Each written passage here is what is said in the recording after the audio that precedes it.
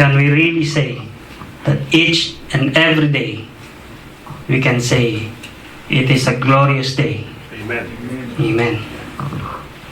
Praise God sa mga pusong naging totoo that each and every day is a glorious day. Ngunit linawin ko rin po sa mga nanonood. Of course, there are people that each and every day cannot say it's everyday glorious day. Pag gising sa umaga, pag nakita yung kapitbahay, iniismidan na kaagad. Hindi po ba? May mga ganong tao. At even mentioning their names, they cannot mention their names. Meron pong mga taong ganon na hindi man lang mabanggit even ang pangalan. Or di kaya sa trabaho. Yung laging overtawad. May overtawad sa trabaho. Can they still even say, it's a glorious day. Every day is a glorious day. Mga, of course, dito sa Saudi, mga, yung suffering, yung toil na nararamdaman ng ibang kapatid natin na walang ikama, may I ask you, and you can answer by your heart, can you still say, every day is a glorious day? Amen. Or di kaya, nag-struggle. Nowadays, the pandemic days. Di po ba? This pandemic, can we still say, it's a glorious day? Sa mga nanonood po, can you still say, it's a glorious day? For me, it is still a glorious day. It is, every day, ang ginawa ng ating Panginoon, it is a glorious day. It is not ours to take the glory. Kasi ginawa ko to. No. It is for the glory of God. But then, let us read. Let us read what is in the scripture for today. Yan. James 1 to 2. At ano nga po ba yung mga pangungusap ng ating Panginoon sa atin na makukuha natin dyan? Which is James 1 verse 2 to 6. Sabi niya, consider it all joy, my brethren, when you encounter various trials, knowing that the testing of your faith produces endurance. And let endurance have its perfect result, so that you may be perfect and complete, lacking in nothing. But if any of you lacks wisdom, let him ask of God, who gives to all generously and without reproach, and it will be given to him. But he must ask in faith, without any doubting. For the one who doubts is like the surf of the sea, driven and tossed by the wind. So God is telling us, mga kapatid, from this verse, God is telling us here, through James, that we consider it all joy when we face trials. Even COVID cannot break this joy. Even COVID cannot. Because God wants us to have this. Ayaw. The strength to suffer. In other words, hindi pa po yan yung title, but God wants us to see the shorter term endurance. Yan. Gustong makita ng ating Panginoon, gusto natin makita yung endurance na ibinabahagi ng ating Panginoon through James. And what else? Ano pang gustong may bahagi or may bigay ng ating Panginoon sa atin from endurance? The crown of life. Endurance is the crown of life. At some point, we will all experience different types of suffering. Just like ang mga nabanggit kanina. Diba? Medyo salo pa nga yung mga yun eh. But even po ang inyong lingkod ay sumulong din po. Nakaranis din po ng suffering. Katulad nga ng lagi kong nagkwento, yung naging buhay ko sa lansangan, nadulot rin ng kasalanan. Nadulot rin ng kasalanan. But we'll get to that sa scene na yan. Okay, let me talk about suffering first. And let me show you some sufferings that this world has. Kung anong meron ng suffering itong mundong ito. Una, okay, suffering, creation suffering. Ito yung mga natural disasters, terminal diseases. Ito yung terminal diseases, if I'm not mistaken, uncurable. Hindi po ba? Sa mga yan. Creation. Yung mga bagyo, kulog, kidlat. Hindi. Of course, yung bagyo. Yan. Yung mga baha, lindol, yung bulkan, sumasabog. Siyempre, sumasabog bulkan eh. Diba? At dulot nun yung mga lahar at maraming pamilya ang nasasalanta. But why do we suffer from creation? Creation grounds as it dito na lang, malayo eh.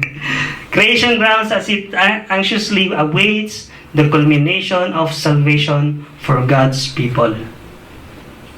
Parang nag-aantay yung creation. May inaantay. May inaantay yung creation. Because that will trigger the release from corruption to which all creation has been subject since Adam and Eve fell into sin. Do you remember something?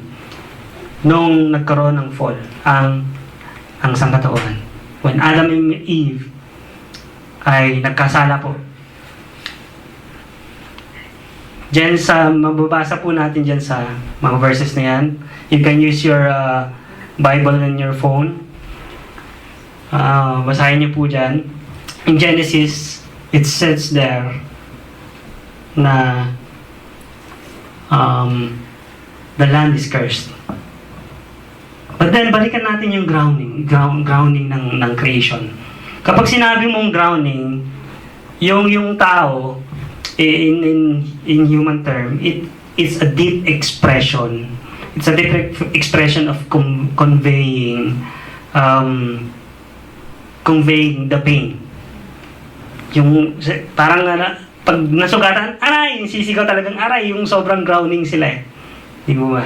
It's a deep expression of conveying the pain. Pero bakit even the creation have suffering? Kasi nga, dun sa kasalanan na ginawa ng si Adam and Eve.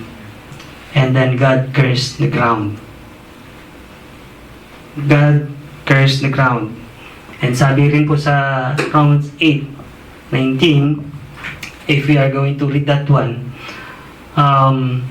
ibig sabihin nun, yung grounding or yung curse na yon will continue.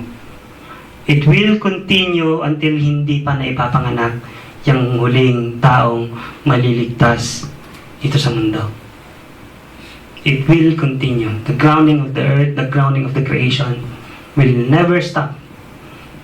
We will have toil of yung mga bagyo, yung mga flood, until yung hindi dumarating yung last taong maliligtas. And you see naman, di ba? You see, may pinagmanahan rin tayo eh. Hindi lang yung creation, suffering, kundi meron rin may pinagmanahan tayo. Consequential suffering. Pag sinabi niyo consequential suffering, it is the result of what we did. This is the result of what we did. All sin has collateral damage. When we actively sin, we will experience consequences. And these are often very painful.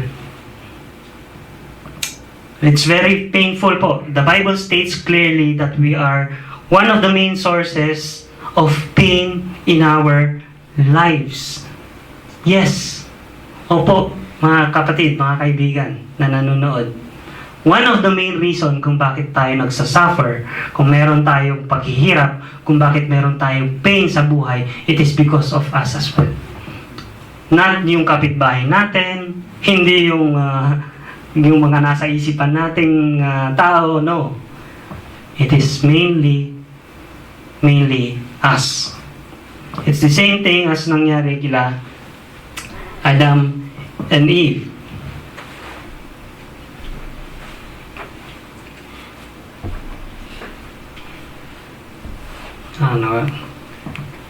Yan. And we can see that na kapag ang isang tao ay nagkasala, we remember something. In Romans 6:26, what is that? For the wages of sin is death. Diba? Just like nga kina Adam and Eve. Noong nagkasala po sila Adam and Eve, agad-agad po, hindi lang toil in the flesh, but then there's yung kamatayan ng kasalanan, yung kamatayan ng kaluluwa dahil sa kasalanan. Naisama po. For the wages of sin is death. Pero baka yung mga nakikinig po, mga first time na nakikinig, baka medyo malaliman sila doon. Agad-agad, nagkasala lang, kamatayan ka agad. Kamatayan ka agad. Sige, pababawin po natin. Sa illegal, I'll make an example sa illegal logging. Diba?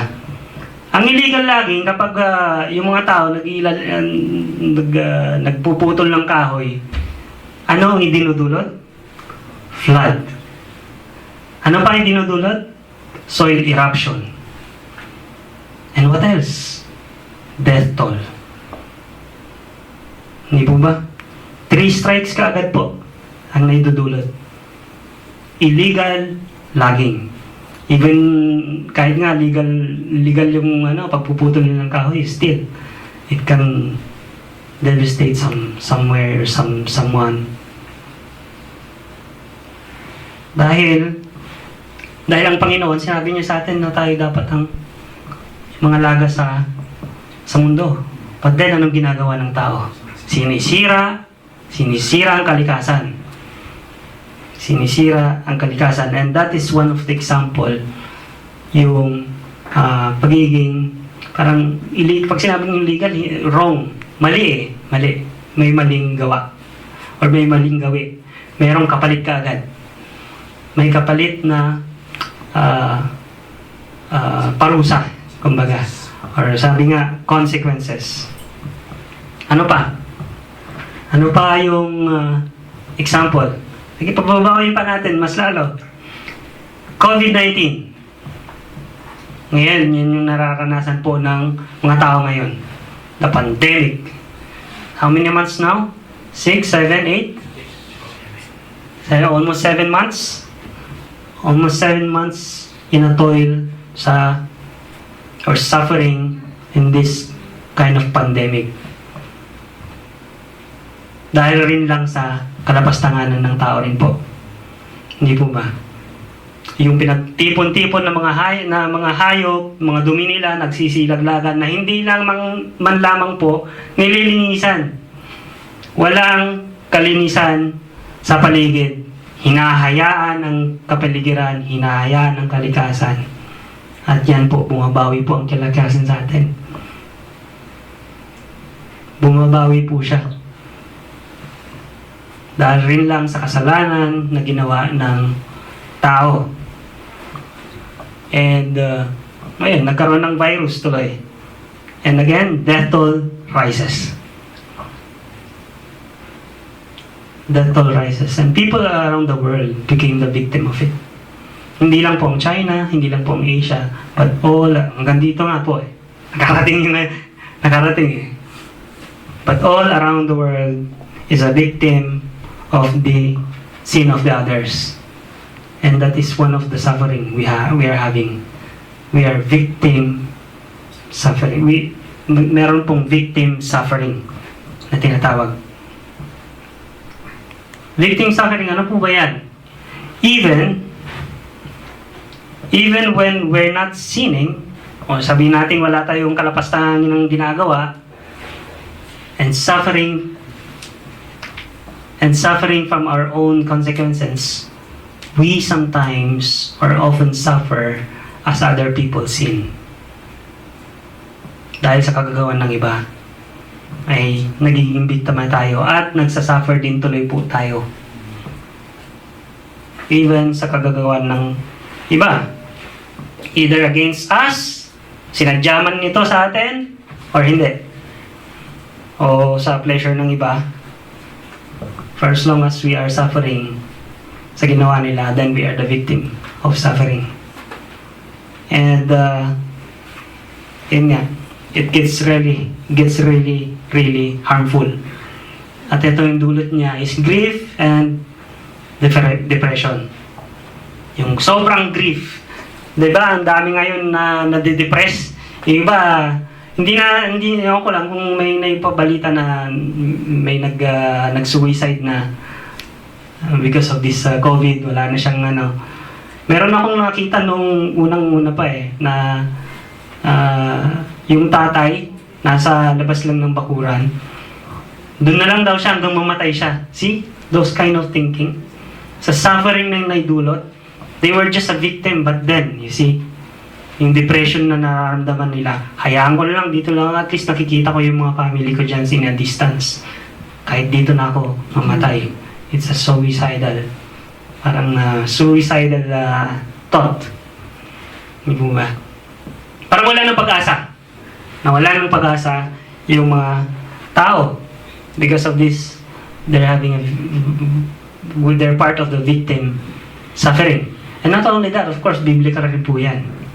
Si King David po, nakaranas din po niyan. Because of the wickedness of the people na gustong sumakop sa kanya. Maraming na imbis na siya lang dapat, maraming mga taong nadamay. And David, sa Psalms 10, David asked help from God. Diba kanina sa inawit natin, ang ating Panginoon lamang ang siyang mapaghihingan natin ng tulong.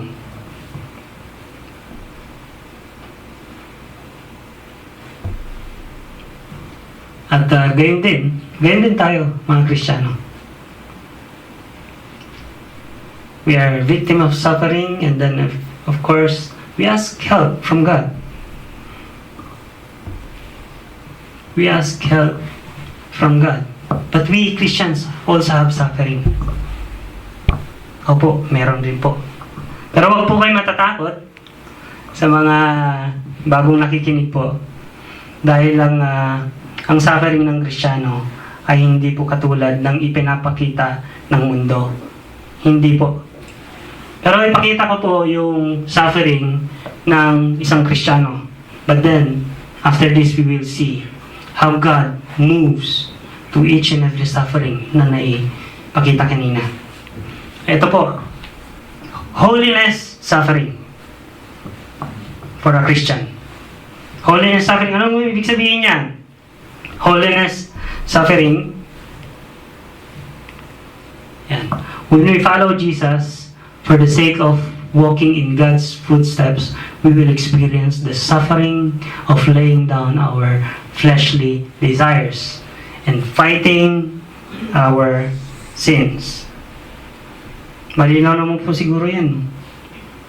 Sino ang hindi nag-suffer dito? Sino ang hindi nag-suffer dito in following Jesus Christ? Sino nag-suffer? Yan, baliktarin ko. Sino nag-suffer? Huwag po kayo mahiya. It is for the Lord. Kung sino ang nag-suffer for the Lord Jesus Christ. Sino ang hindi nag-suffer in laying down their fleshly desires for the glory of God?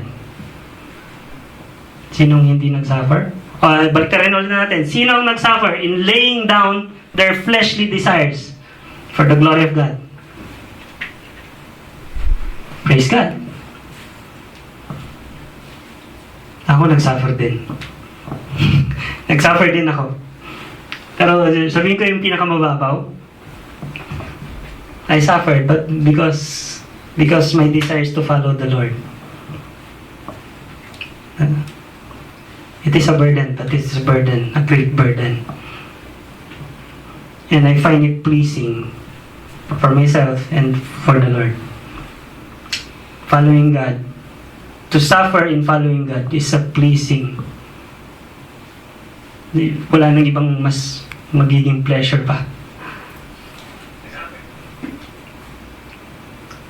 But this is because of the desire na i-follow natin siya, we suffer a lot when kung mag-unload tayo ng mga fleshly desires natin. Maging example po ako. Ako po dati mahaba buhok ko. Kita siguro niyo yung picture ko, ano? Mahaba buhok ko. Nung papagupitan na, napagupitan na. Katulad na ng buhok ni Kuya Alphonse. Pero tignan nyo, mas maiksi na ngayon. Baka mamaya wala na. Di ba? I mean, yung feeling na parang may gini-give up ka something for yourself. Na parang, sayang eh. Sayang long hair ko. Pero hindi kailangan eh. Kailangan. You know why? It's biblical, mga kapatid. It's biblical. Sabi niya sa 1 Corinthians 11:14, does not nature itself teach you that if a man wears long hair, it is a disgrace for him? Kahiya-hiya. Nung nabasa ka to, naku, sige na. Sige na. But, nagsuffer ako. To be honest, nagsuffer po ako. But then, yung desire to follow Christ, yun yung nag-move sa akin para putulin yung buko. But that's just one simple example sa akin. Marami pa po. Marami pa. So these are the common na mga toil ng isang Kristiyano. Yung self-desire. So, ano pa siguro?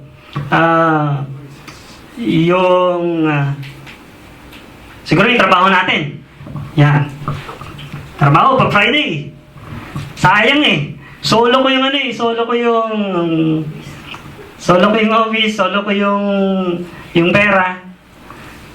Hindi kung 100 talagang palong 100 yan eh. 500 talagang 500 yan, akin yan eh. Pero parang pinagpalit nyo lang ang Panginoon sa 500. Ang Diyos na nagbibigay ng buhay, pinagpalit natin sa 500. Give me a good reason. Give me a good reason kung bakit natin dapat ipagpalit ang Panginoon sa 500 reals, 500 pesos, 5,000 pesos. In just one day, ang hiniling ng ating Panginoon. In just one day, for His glory. But then, sabi nga kanina, greater are you. Totoo po yun. Greater is He that is in me than who is in the world. Sino po yung nasa atin? Ang Panginoong Jesus. Hindi po ba? O di kaya yung ang mundo pinapakita sa atin pag may problema pag may problema ang isang tao, sige, maglasing ka. Maglasing ka. Mamaya wala na yan, makakalimutan mo na yan, nadala na yan sa alak. Diba? Pero pag gising mo, lalo eh. Sumakit na tiyan mo, sumakit pa ulo mo, nagpakain pa ng itik. Diba? Malala ko, sinabi ni Kuya Chris nun, hindi po itik dapat pinapakain. Hindi po.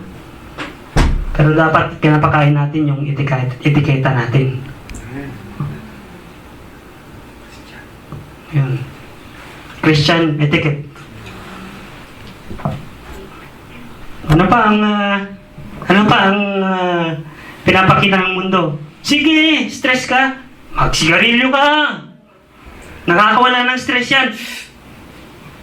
Wala ba? Nawala? Nadagdagan pa nga eh. Nadagdagan pa. Kala nyo nawala yung stress nyo? Pag nagkaroon po ng lung cancer yan, nako, mas lalong stress po yan. Hindi po ba?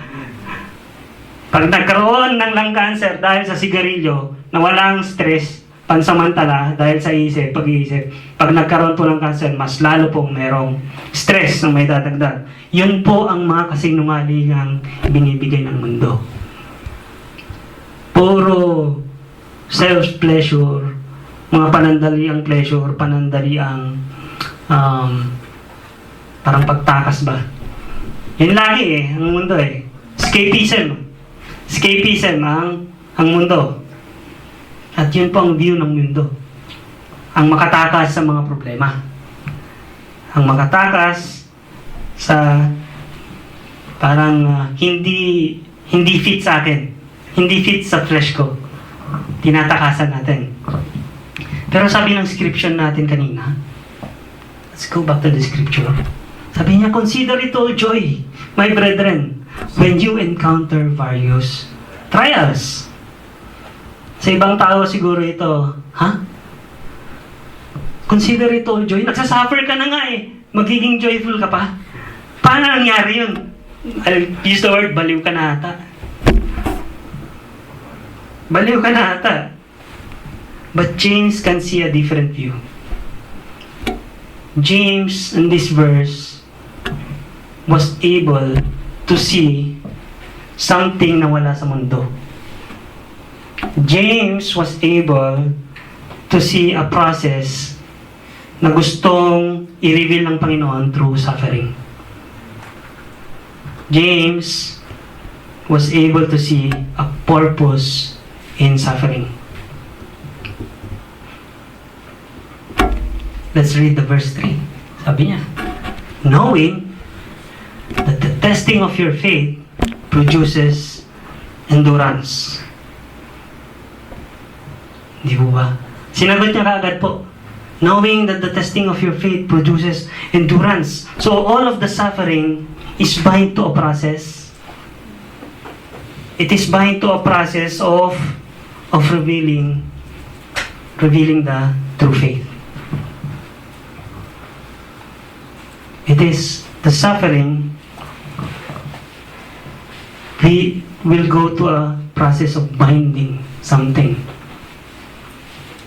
for us to see the real and true faith that we have sa ating Panginoon. Trials are just a test to show where your faith is really at now. Trials. May nagtitempt eh. Di ba nagtitempt? Hindi naman trial yun eh. Temptation yun eh. But it's still. Pwedeng maging trial yun. It is the test of your faith. How you resist the temptation.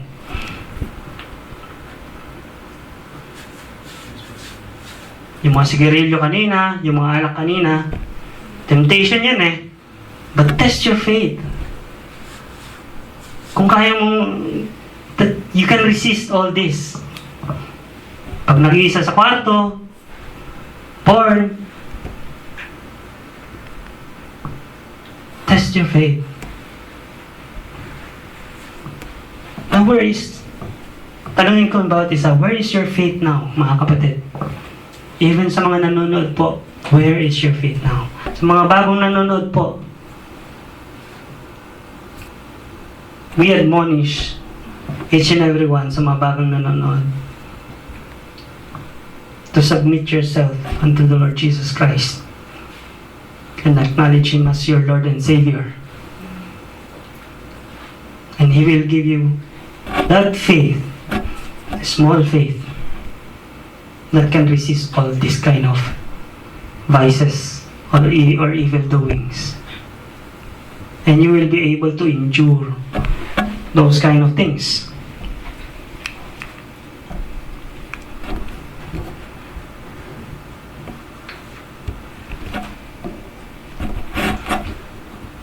Now, When we say testing, sa COVID-19, I've seen the effect of this COVID-19, how we were tested. Sa inyo po, paano po naging test ang COVID-19 sa buhay ninyo? Paano po naging test sa buhay ng isang Kristiyano, sa faith ng isang Kristiyano, ang COVID-19?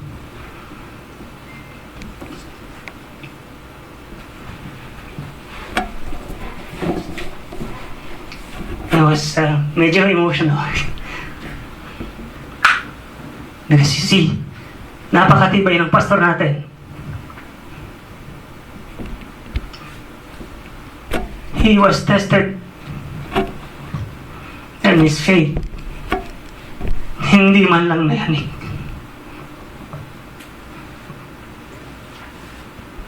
Ang sabi ng pastor natin, dahil alam niya ng kanyang mga magulang ay kasama na ng Panginoon. And he believed someday makikita rin po sila. And that is faith. Na merong inaasahan na hindi pa nakikita.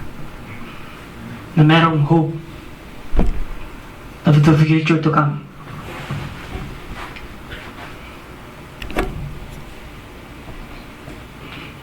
Tayo kaya?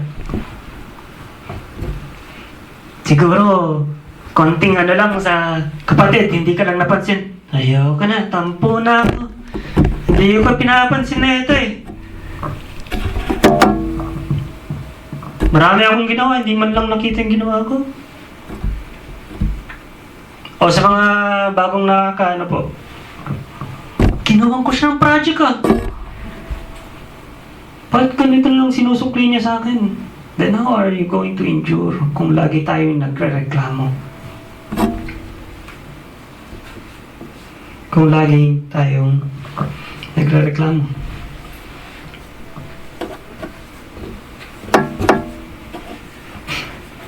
But these are the examples, the true examples ng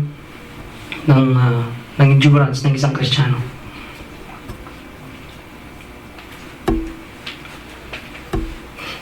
Yung ibang example ko parang layo naman.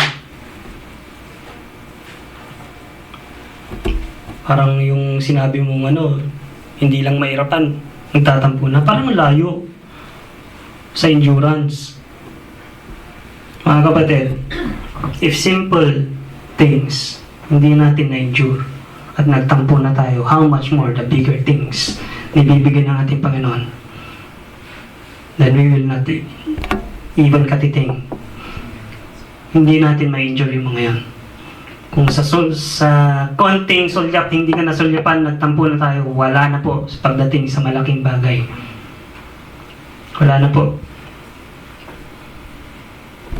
Maganda yung exhortation ng nakaraan about the wise builder. Are we really putting our faith sa rock? Or are we putting our faith sa sand? Yung sand po kasi, sa mga nanonood po, yung sand po kasi, malambot. Pag pinatayuan po yun ng bahay, may buwagyo, lulubog po yun. At mabilis na madismantle ang bahay.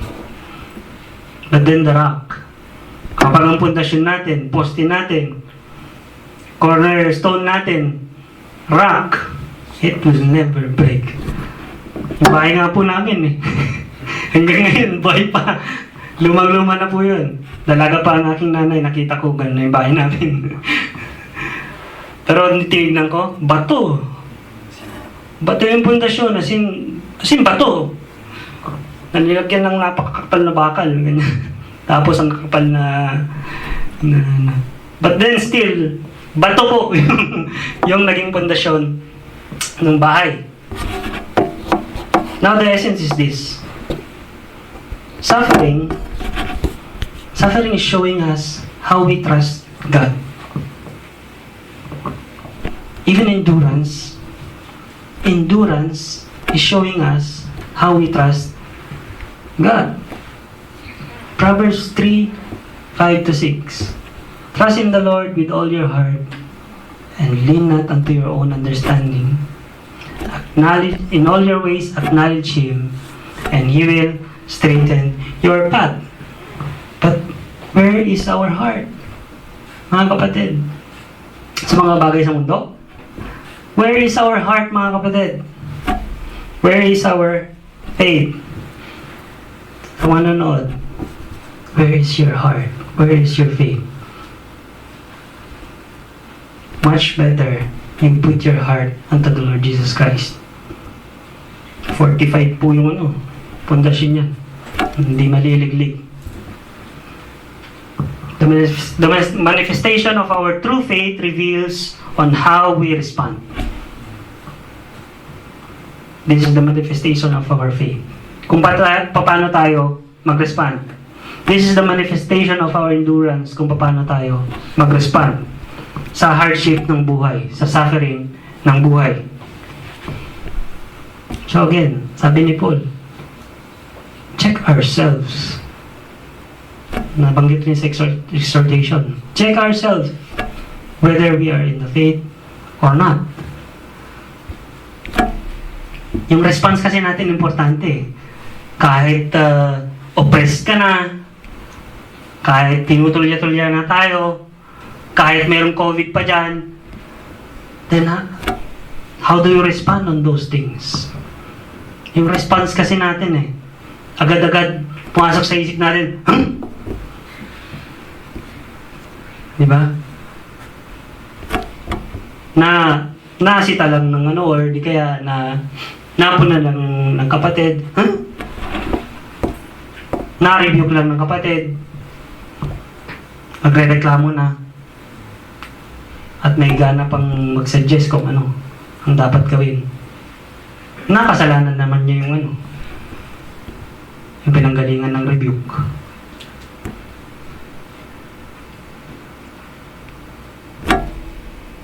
But if there is resistance, then parang muscle ito. If there is resistance, parang muscle ito, it will become more masculine. Di po ba? Pag nagbubuhat, may resistance yung weight. Di po ba? Endurance is like that. More often, naririnig ko that endurance can be compared in a race. Running the race. How you endure the race.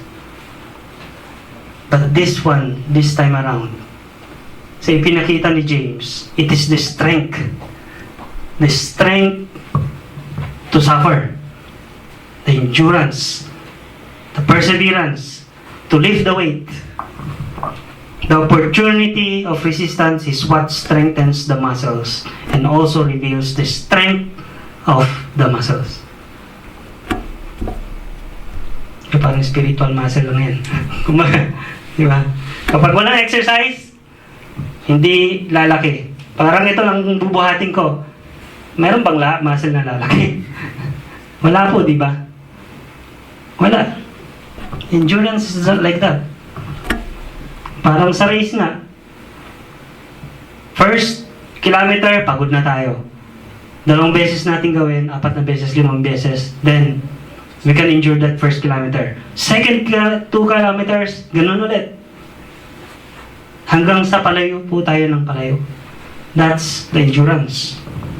Hindi katulad na pinapakita ng mundo na parang palagay lang ng yung sa pagmuscle. Alam niyo yung nakakita ko ng mga sa mga LGBT talagang itong pinapakita mga fake appearance na dapat meron ng isang tao. Nakakita ako nagpapalagay sila ng jelly for them to have muscle. Pabuhatin niyo po yun ng bato. 1 kilo. Agad-agad po yun. Mamumbok siya, oo.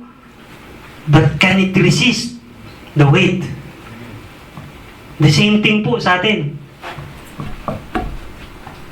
Oo nga, dalo po tayo ng dalo sa simbahan. Pero,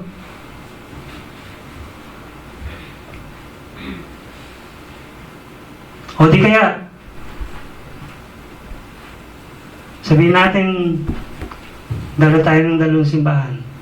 Katulad ng binanggit ng pastor natin last time, nasa yung focus natin? Nasaan yung focus natin? That's the same thing na ginawa ng LGBT. Nagpalagay ng jelly para lang umumbok, but it cannot resist the weight. It cannot resist the weight. Same thing sa isang Kristiyanong lampa, kumbaga.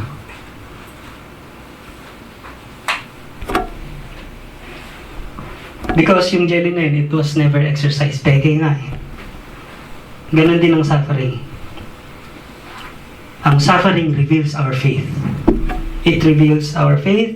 It reveals how we really can endure. But it also is a refiner of our strength to suffer. Not only it will reveal, but it refines. Katulad ng sinabi ko kanina yung race. Yung habang palayo ng palayo, na-injure niya yung layo. It's the same thing is yung suffering. Yung suffering, habang pabigat ng pabigat, habang nagkakaroon ng problema, habang hindi ako pinapatulog ng amo ko, o ng mga amo natin, then, our endurance.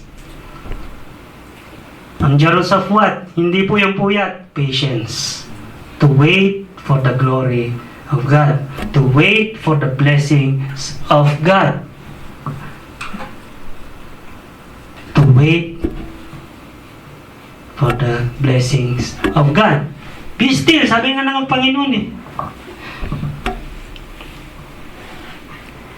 Be still.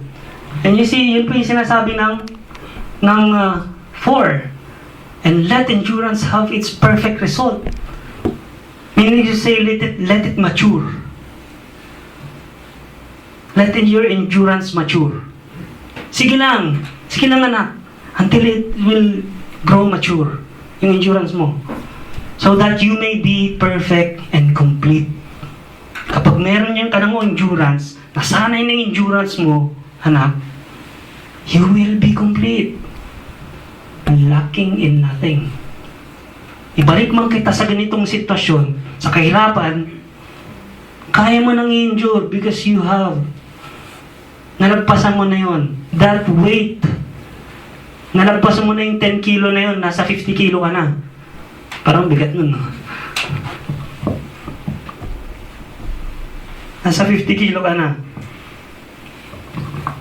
And the same thing po sa mga nangyari sa mga kapatid natin ng mga unang panahon. Si James, si Paul, si Stephen, mga disipulo, mga apostol. Who else? Job. Diba? He endured. He endured yung test na nangyari sa kanya. Nangamatay nga yung mga anak niya. Nangawala yung mga kayamanan niya. But then, yun yung sinasabi ko kanina. Now, once we endure, once we waited for the glory of God, once we waited the blessing of the Lord, doble po. But, 25, sabi niya, if any of you lacks wisdom, let him ask of God. Pag parang nawawala na yung isip, hindi na tayo parang hindi na natin alam ang gagawin natin. Let's ask wisdom sa ating Panginoon. And ganun po ang ginawa ni Job.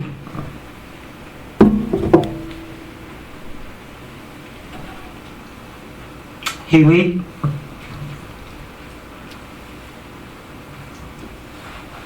And also suffering,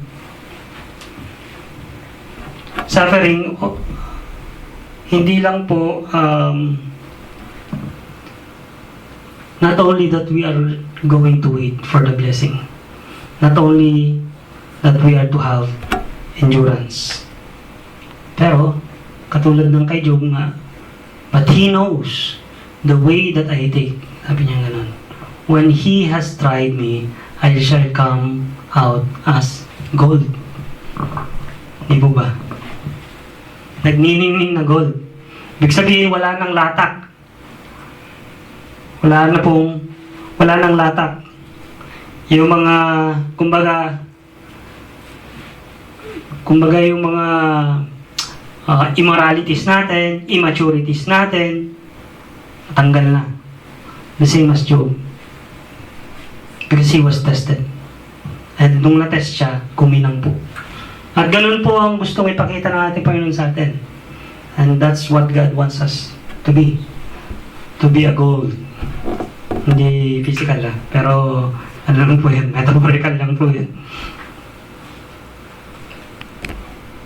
The same as Isaiah, sabi niya, behold, I have refined you, but not as silver. Hindi lang silver. I have tried you in the furnace of affliction. More than the silver. Hindi mo ba? It's more than the silver. So,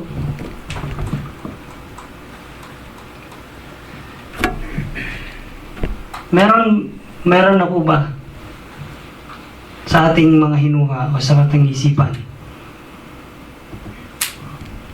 that suffering is not just about having yung burden.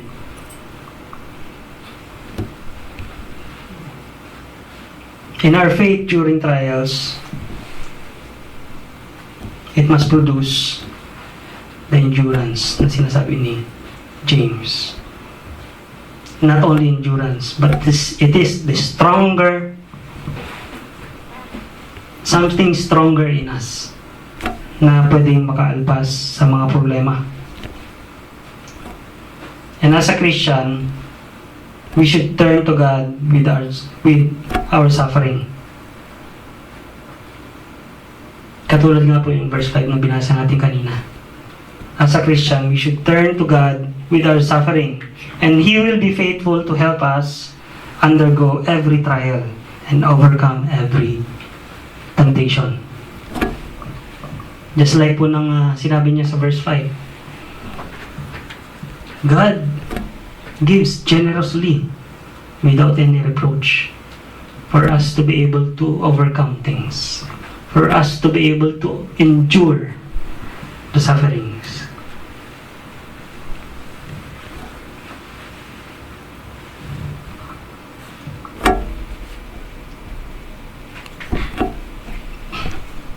God never allows suffering that we cannot endure. Naniniwala po ba tayo dun? Kung ba ito yung suffering, nagbibigay rin po siya ng katapat na faith upang ma-endure po natin to. Di ba ganun din yung weightlifting? Yung una, napakabigat. Yung 10 kilo ang bigat sa atin. But then, every time na binubuhat natin, merong strength na tumatapat sa 10 kilo na yon. And that's what yung endurance na ibinibigay ng ating Panginoon. Tumatapat po siya. Tumatapat. At kung akala ng iba, or kung akala natin na ang mundo, yung makakapigbili ng tamang endurance sa atin, failed. No, it is not only God.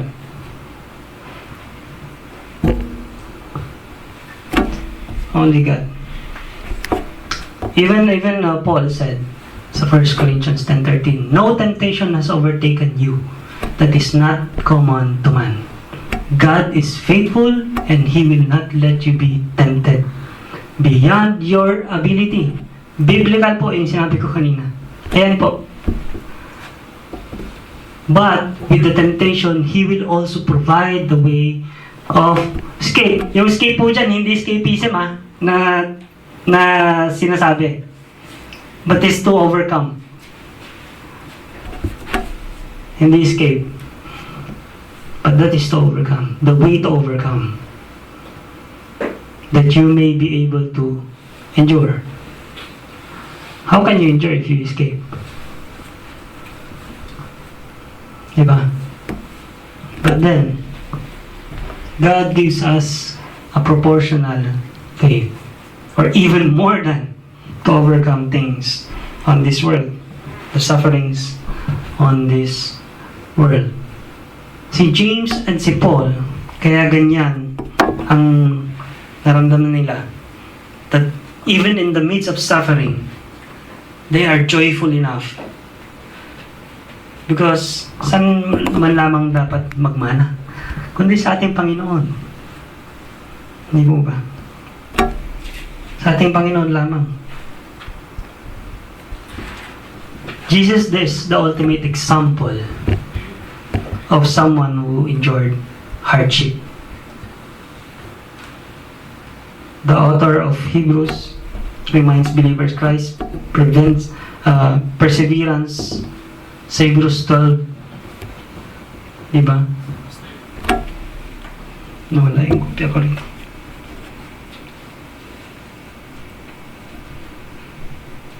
Magbabasa niyo po yun sa Hebrews 12:2. How Jesus Christ endures the world.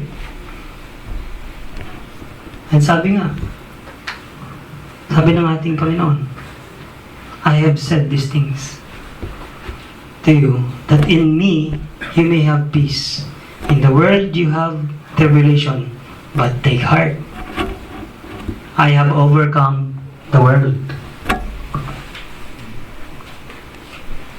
Ayan pala yung words to ponder natin. Jesus is the ultimate example of someone who endured hardship. At ang ating Panginoong Jesus ang naging example ni James, ni Paul, kaya ganoon na lamang mga sinasabi nila. Kaya sa buhay ba natin, nakikita po ba yon? Tanungin ko po kayo, be honest to yourself mga kapatid. Be honest to yourself. Are we enduring something kahit yung katiting lang na suffering? If not, then look unto the Lord Jesus Christ. He's the ultimate example. Sabi nga niya, take heart, I have overcome the world. Dahil sobrang suffering ang nadanas niya. Dahil saan? Sa atin rin po, sa kasalanan natin. Di ba? Sabi natin kaninang una, we are the main reason kung bakit tayo nagkakaroon ng pain. And even the Lord Jesus Christ is the victim of our sin. Siya rin po nagkaroon ng victim suffering, ng creation suffering. Siya rin po nagkaroon ng consequence suffering because of our sin. Siya rin po ay nagkaroon ng holiness suffering. All of those, He overcome. He overcome. If God, if the Lord Jesus Christ overcome, then we can overcome. Dahil yun po, siya lang po ang dapat nating set as an example to overcome everything in this world. Lalo na po yung mga suffering na nauna kanina. And not only endurance. Ang gusto niya ibigay sa atin. Not only endurance. Do you love the Lord Jesus Christ? Parang konti yung sumugot.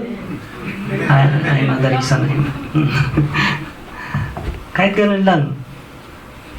Again, do you love the Lord Jesus Christ? Amen. Amen.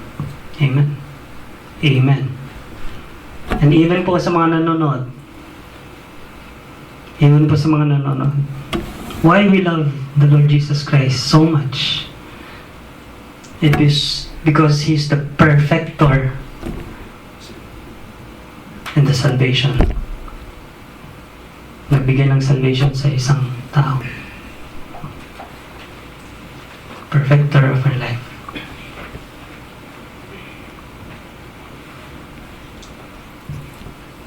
And for those who love the Lord Jesus Christ, ito yung bibigay niya. James 1:12. Blessed is the man who perseveres under trial, for once he has been approved, he will receive the crown of life, which the Lord has promised to those who love Him. Yan po ang prinamis ng ating Panginoon, that we will have the crown of life. The blessings from the kingdom of God. At yan po ang matatanggap natin, not only the endurance, but the blessings from the kingdom of God. That's the crown of life. So every day, we must be glorious. Amen po ba yun? Amen. Hallelujah. Tayo po manalangin. Salamat po, Panginoon, sa araw na to, Lord God, na ipinakita ninyo, Lord, yung naidudulot, yung product ng suffering, Lord God. It is not the view of this world yung aming dapat tingnan, Panginoon. But we rebuke in the name of the Lord Jesus Christ yung mga ipinapakita ng mundong ito for us to be able to escape, but we should not escape. Yun po yung tinuro niyo sa amin. But we must resist. We must embrace the suffering. Dahil itinuturo ninyo sa amin, Panginoon, how to endure this kind of suffering, this kind of trials. And Lord, I am praying for my brothers and sisters, na itong mga salita ninyo, Panginoon, tumimo po sa puso ng bawat isa, and even po sa mga bagong nakapakinig. Lord, let it be the seed na mag-grow sa kanilang mga puso. And this will be a tool for them to endure the hardship of this world and the suffering of this world. And may it be, Panginoon, yung bridge na makilala kayo ng lubusan, for them to grow in love, to grow in maturity, to grow in knowing you, that you are the Lord that saves. Lord, I pray for those people. Lord, buksan niyo nga, Panginoon, ang kanilang mga puso. Ibuunin niyo sila, Lord God. Magpakilala kayo, Panginoon, sa kanila. Upang sa ganun, Lord, yung suffering na dinadanas nila ngayon, Lord, hindi nila makita, Panginoon, yung kasinungalingan ng mundo, kundi ang liwanag niyo, Panginoon, ang makita nila. At makita nila, Lord God, makita ng bawat isa na kayo lamang, Panginoon, ang nagtatanging nagbibigay ng endurance upang, Panginoon, ma-overcome namin ang mundo. Dahil kayo, Lord God, sabi niyo, you overcome the world. Salamat, Panginoon. Salamat po. Kayo po ay may taas. Ito po ang aking panalangin sa pangalan ni Jesus. Amen.